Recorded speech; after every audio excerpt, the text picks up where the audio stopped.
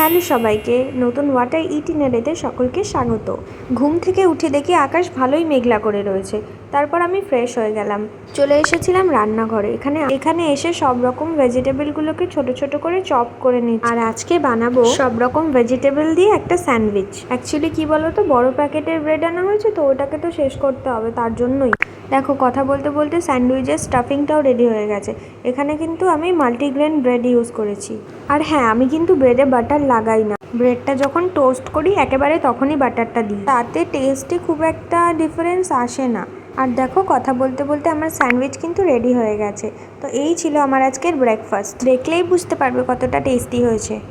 তারপর কি, আমি নিজের ব্রেকফাস্টটা নিয়ে বসে বসে একটু খাচ্ছিলাম আর আকাশের দিকে দেখছিলাম। আর এই ওয়েদার চেঞ্জে না গলাটা একটু খারাপ হয়ে গেছে, তাই নিজের জন্য একটু চা বানিয়ে নিয়েছিলাম।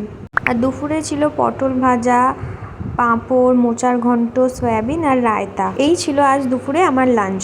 তারপর সন্ধ্যাবেলা একটু গরম চা করে নিয়েছিলাম আর দুটো বিস্কিট খেয়েছিলাম। ডিনারেও সেম খাবার খেয়েছিলাম আর শ্যুট করতে না ভুলে গেছি। তো that was it for today.